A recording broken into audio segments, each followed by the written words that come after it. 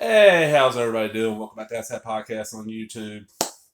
Now, y'all know me. I love me some 80s and 90s failed comic universes, failed indie things, just oddball indie shit, crazy cover gimmicks. I grew up, yes, I was reading comics back in the 70s. The tail end of about 78 on when I really started reading regularly. So I caught the tail end of the 70s, but the 80s and then the gimmick age in the 90s. When the 90s boom was just starting having all the cover gimmicks were happening. I was either high school or right out and had a pile of disposable income for a while. I was working at a comic shop.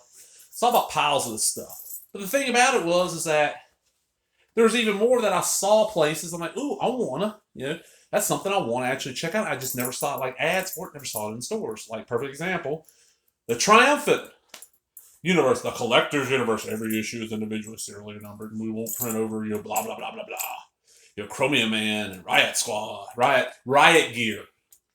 Dr. Chaos. There's a buddy of mine used to call it Dr. Chaos. Well, one I remember seeing the ad for everywhere, and I was kind of like, oh, what? ARCComics Premiere Issue 1. This is, I want to say this is 93, but it could be 92. Oh, it does say it says 93 on the front there. I'll pull that up. And it has this really, only time I remember seeing the lenticular panel on the front cover. So we got like our heroes. There's the arc, and they're all heroing out. Now this came from my comic shop, as you can see. It's listed as fine. Let me get a sip of my soda. I'd actually forgotten about this book forever, and then a few years back, I came into a nice stack of old issues of Wizard and Heroes Illustrated and Comic Arena and all the fan press mags of the time. And this company was paying for like a full page ad, black and white, in Wizard. I'm like, wow, they got some money then. And I was like, oh, a lenticular cover? I want to try it out. Well, it's $3. I ain't paying $3. Recently, I was going around. I talked about it if the Red Heat reviews up or the Ground Pound. I was doing an order through my comic shop, want to hit free shipping.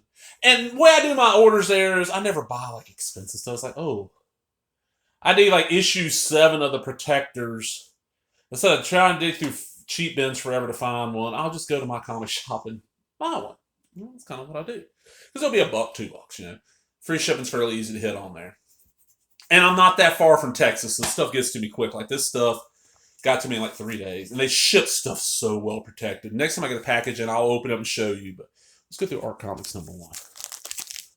What reminded me of it also was Cartoonist Kayfabe. Recently mentioned. Now look. You see it outside? That is a really well done. I used to love that about Lenticular. Doing that. The cover is just, a rainbow. And here's the thing. I think they hand glued all these because look, you see the glue stains. Okay.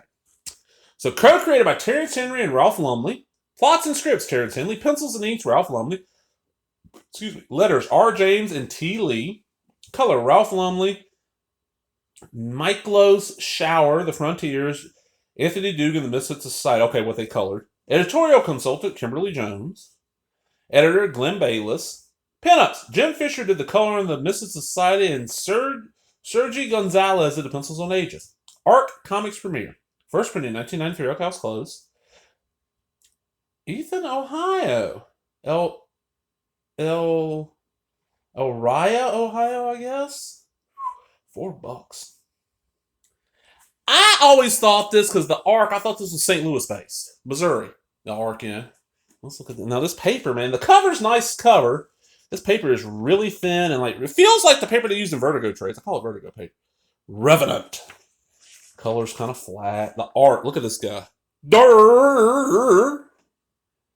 art is very, it reminds me of the art on Bloodfire, the first few issues of Bloodfire. That's all you really, and what you're supposed to do is call us 1-900 when you get the reason. Vote on the character you want to get their own series. This is all they ever put up. Misfits of Society. Like watercolor or marker backgrounds. Art is really wonky as fuck.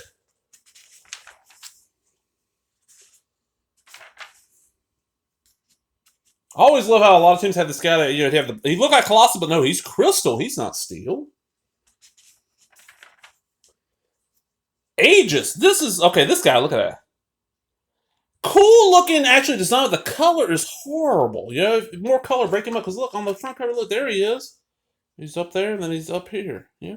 He don't look bad, but he looks horrible on this inside. This paper, man. I don't know what, just this fucking paper. The Planet Patrol, and then we got all the people lined up here. Yeah, man, hey, they got a comic out, an actual full-size comic. I've published so many comics. I did, what was it, 7 issues? 7 issues. Anybody out there has copies. It's 138 comics, COMIX, issues 1 through 7. There you go. Standard mini comic printer paper. Standard piece of paper folded in half, stapled down the middle. Some of them are as few as 16 pages. I think the last few are like in the 40s. Those I actually did get those for sale outside of just through me, my local comic shop, because I knew the owner very well. Well, I'll put a couple up on the counter. And people, I was charging $0.25 because I was printing them out at home. After the first issue, I actually printed myself at a Kinko's. Like, it wasn't a Kinko's, it was like Texas rip-off Kinko's. I remember and asked, okay, how do I print on both sides of the paper? Show me how to load it right. And he didn't even know how to do it. We had to get the book out. Nobody had ever done it. When I got through printing, because I printed out, that was issue 1. I did 25 copies that day, and then came back a couple of days later and did another 25, because the comic shop, I brought him 10. He calls me a month, about a month later, and they were all gone, so I needed more. There was a record store out in Texas that I knew the owner. He's like, yeah, I'll put them up here. It was a record store head shop, you know what I'm saying? They had records, but they mostly sold pipes and bongs and all that shit. And it was I kind of thought it was kind of like how the undergrounds were. I'm in a head shop. Sold them for quite, I think I went up to 50 cents by the end. Because I was like, you're paying a penny a page roughly. And the thing is my covers at first were black and white. After issue 4, I went to color covers and black and white interiors. They were all drawn black and white. The color covers, most of my covers were collage covers. Like the very first one I know had, the background was a bunch of Bad Religion, like concert flyers from back in the day. Then you had like some cherry Pop-Tart as an angel with the Three Stooges looking. I was like, all this shit I cut up and put in there. Somebody, that's what I got printed. Anybody out there has copies, please let me know. I will gladly pay you like $5 an issue plus shipping, because I don't have any anymore. I lost the originals, like the ones I would scan and then print. I've lost even those, like the mock-ups. There was, until they went away, Yahoo groups. I had a Yahoo group, and on there what I was doing was, like when issue 4 came out, I started when issue 4 came out, the first 3 issues were then on that Yahoo group, which you had to join, and you had to kind of get invited by me. I told people I knew wanted to read it and just lived out of country shit. I sat there and colored them. And there were storylines. The one storyline I did that finished was, oh God, this is so nerdy. I was part of a Newsnet group called Rec Sport Pro Wrestling. Inspector. Look, he looks kind of like Constantine. And what it was is I had, for personal reasons, I kind of taken a little break from the internet from like late October 2003 till about early March, February, March of 2004. Actually, it's late February. While I was gone, one of the posters on Rec Sport had supposedly died. Somebody there always used to talk to every day and then like never talked. And his name was Curious. I was supposed to say it was a wrestling group, and it'd be like, oh, my posting name was Curious, and my valet is Taylor Manthony, if people remember who that is. I posted on there under a name. There's other friends. I've mentioned him on here before. The guy that worked on Teen Anarchy, I joke, he posted as Lord Hatred. There was a guy named Jeff H. Stubu called him Jet H. But that was the story, like, who killed Curious? And it was like, each issue, I'd do 2 short chapters of that storyline. I think it was the first 5 issues. Yeah, it was the first 5.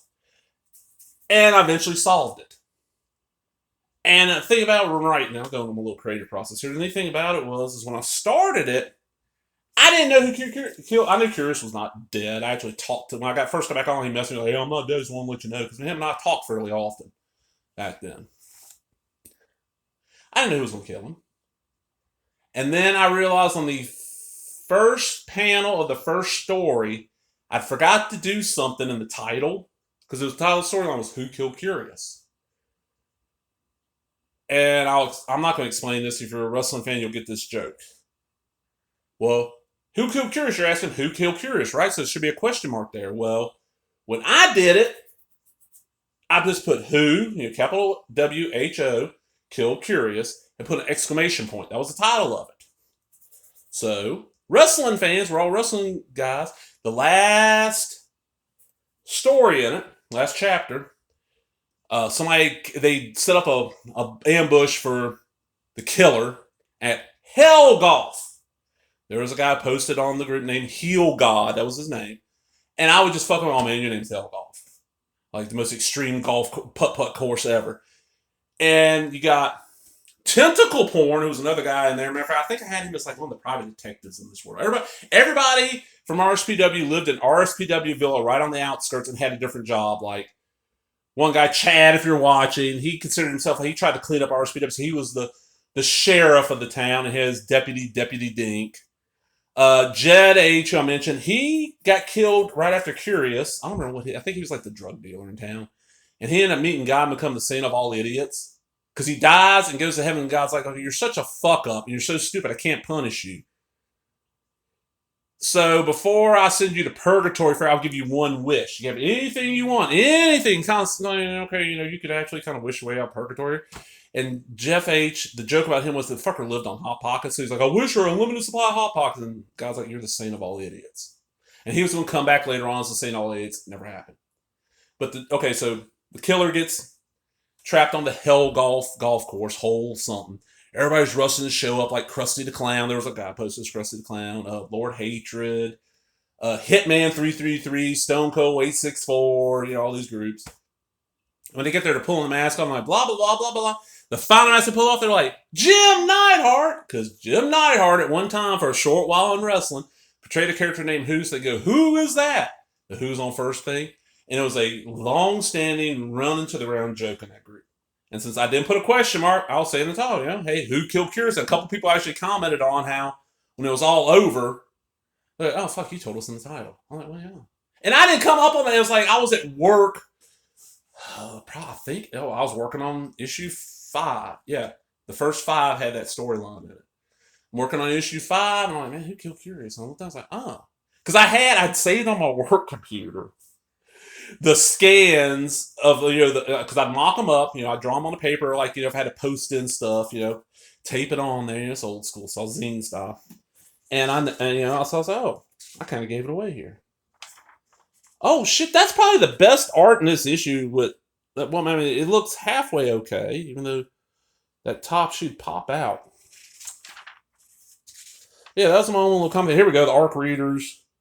95% per minute, maximum 2 minutes. Call and get a special trading card and vote. Excuse me. But that's my little comic experience. There's a little thank you. So anybody out there also do mini comics right now? They publish your own? I'm just curious. Oh, you got Tom. Is it Todd Smith? Sir, I'm sorry. Actually, dude, I got to say something if you watch this one.